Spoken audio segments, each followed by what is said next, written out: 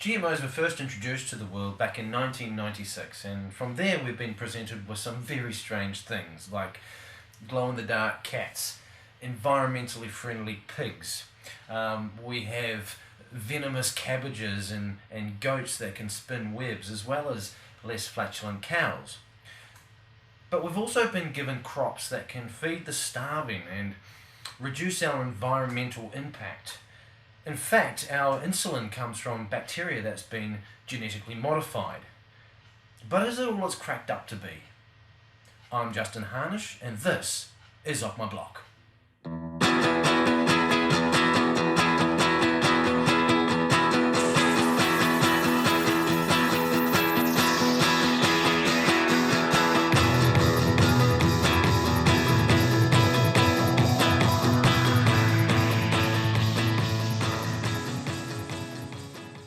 During my research, I'll be referring to two groups, the pro-GMO proponents and the anti-GMO proponents. I will, for this subject, put myself in the undecided pile and try to take an unbiased seat so I can hear both sides. Let the information do the talking, as it were. Now, this subject is wide open, and I welcome your questions, suggestions, your comments, your information, your corrections and your critiques. So feel free to bring all that to the table by using the comments section below. So starting at the start, I want to find out what the anti-GMO proponents have to say. I mean, what is it about the GMOs outside of their spooky or the ick factor that's actually wrong with them? I mean, I know how and why GMOs are made, but are there any problems? I mean, there have to be problems, right? I mean, if there weren't any problems with GMOs, there would be no anti-GMO proponents. So the first thing to do is ask Professor Google what the main objections to GMOs actually are.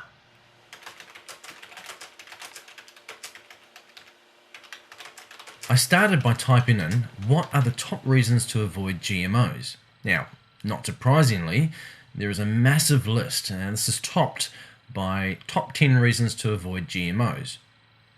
So I clicked into this link and it came up with the Institute for Responsible Technology, or the IRT. The IRT was founded in 2003 by author and GMO expert Jeffrey Smith. Now, Jeffrey Smith is the sole employee at IRT. Not to poison the well, but Jeffrey Smith has appeared twice on the Dr. Oz show. Now, this is the show that has been criticised by the medical community. A study has found that 54% of health recommendations were not medically supported. Smith's lack of scientific background or experience in the field has been noted. His expertise is in management. He attended Maharishi University of Management in Iowa, which is a consciousness-based education system that includes the Transcendental Meditation technique. Smith worked for many years as a marketing consultant and non-profit marketing advisor. Now, according to the IRT, the number one reason to avoid GMOs is because they're unhealthy. So let's take a closer look at that.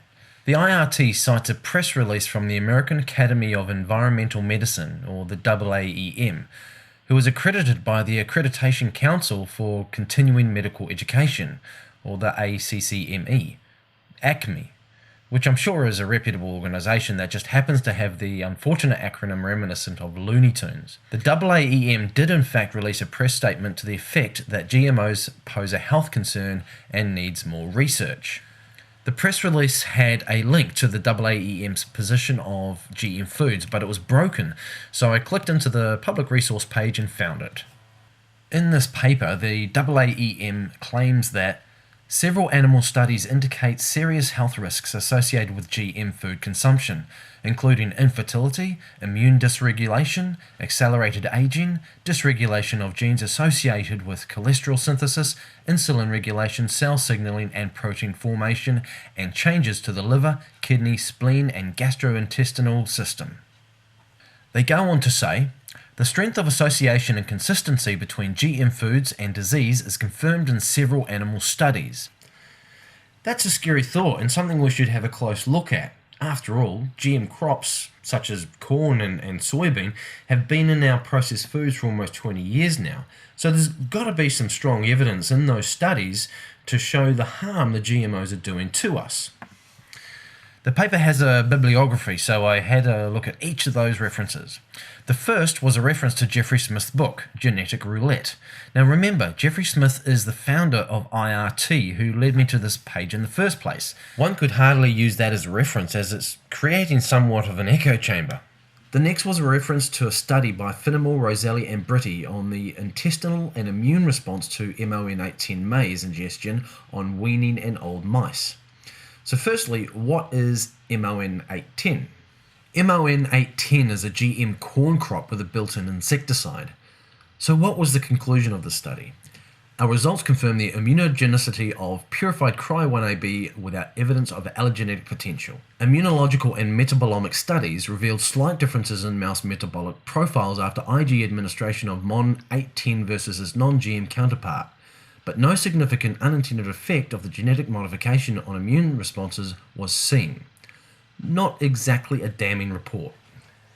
Now remember, these are the studies that the anti-GMO proponents are using as reference to show just how harmful GMOs can be. Next was a study of GM soybean on liver aging in female mice. In the abstract it says, although no direct evidence has been reported so far that genetically modified food may affect health, previous studies on hepatocytes from young female mice fed on GM soybean demonstrated nuclear modifications involving transcription and splicing pathways. I believe it's important to reiterate, no direct evidence has been reported so far that genetically modified food may affect health. What was the conclusion of this study? This study demonstrates that GM soybean intake can influence some liver functions during aging and, although the mechanisms remain unknown, underlines the importance to investigate the long-term consequences of GM diets and the potential synergistic effects with aging, xenobiotics and/or stress conditions. So something happened and we don't know how it's linked, or even if it is linked. This is not a conclusive study.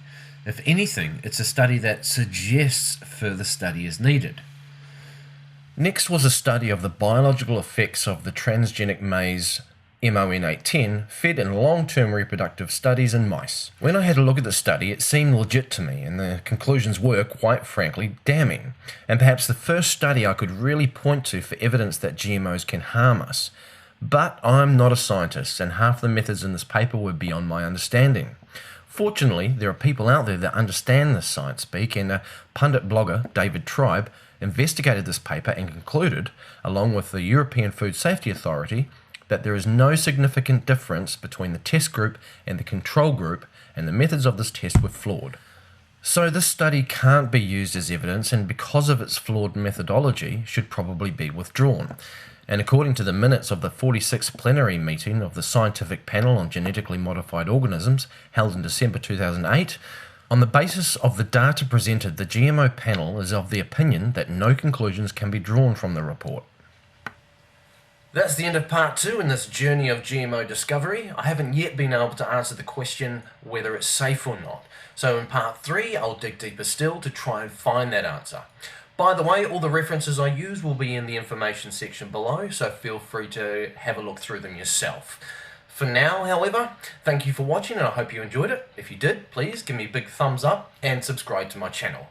Until next time, remember, keep calm and garden on.